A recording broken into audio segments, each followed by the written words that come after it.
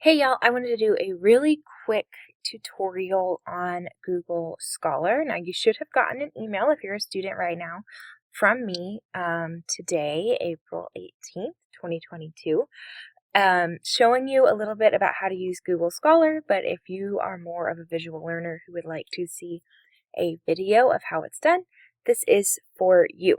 So step one is going to be going to scholar.google.com. Or if you just Google Scholar, like if you type in those two words, it's the very first result. Now, you want to type in your search term. So I've already done it, but let's do it again. Christian apologetics crucifixion. So this would be something like you are doing an apologetics paper and you are going specifically from the perspective of proving the crucifixion. It is the day after Easter, so my brain is all about that right now. So this is where we are. Now there's a few things here. I want you to train yourself in Google Scholar to don't look over here. Don't even look over here to start with. Train your eyes on this right-hand side here, because this is where you're going to see the stuff that you can actually read. So we're going to come down here. We're going to see Christian apologist. Now, before we click on this link, we are going to make sure that this is an authoritative research.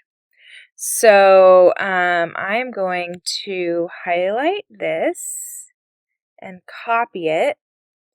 I'm going to come into a new tab, and I'm going to paste. I'm going to change this peer reviewed. Okay, so I'm not getting that much here. Maybe I'll put that back in. The next thing to do, we're going to use some of our Google skills. So I'm going to put Christian apologist here in quotation marks.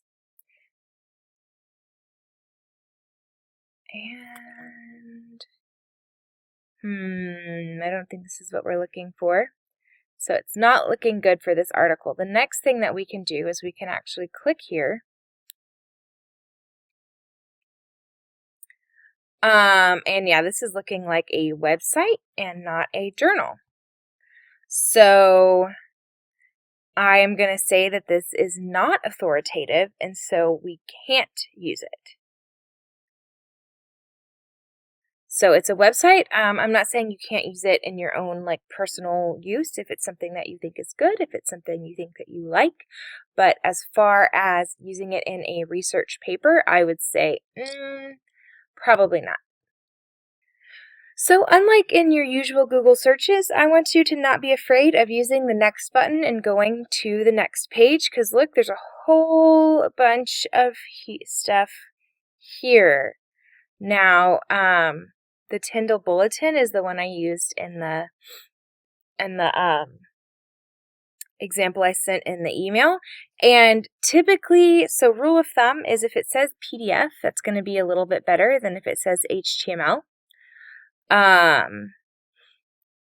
So yeah, we'll look here again. So if we Google Tyndall Bulletin peer reviewed, which you can see I've already searched that previously, you can literally see it says it in a bunch of places. It's peer reviewed, it's peer reviewed, it's peer reviewed, and what's good about this option is that it's not from something that says Tyndall Bulletin at the top. This also, it is a peer reviewed, peer reviewed, peer reviewed. So we know from all of that that it is going to be a good source to use. So you can click on it. Typically, when it says PDF as well, it is going to automatically download the PDF. Occasionally, it will just open the PDF in a new page, but this time it downloaded it. And so you can see all of the information here. You can see a lot of your publication information that you need in various places on here. We can see page numbers here. We can see the name of the journal, volume 51, number 2. It was published in 2002. Here is the link to the DOI. If I click on that, it's going to take me to, basically it's a permalink. So Essentially, all of the things that you need to cite this in your bibliography are able to be found either by going to the permalink here or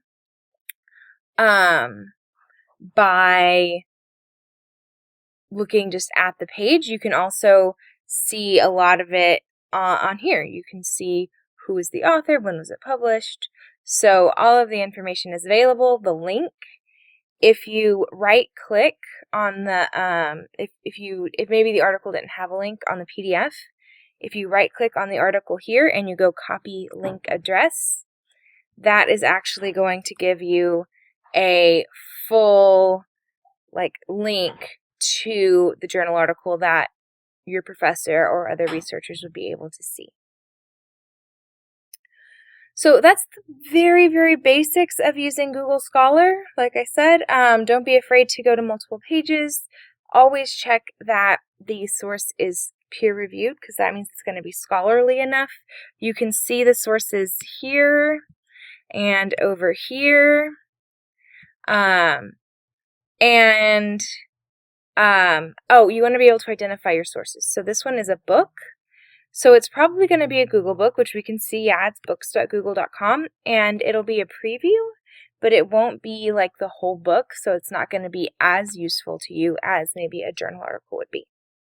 As always, if you have questions, if you need help with research, don't be afraid to reach out to me, make an appointment with me, call this school here, call Stark College and Seminary, and ask to talk to me or to Professor Pagayon. And just let us help you with research. We love to do that. Anyway, I hope you have a wonderful rest of your day and happy researching.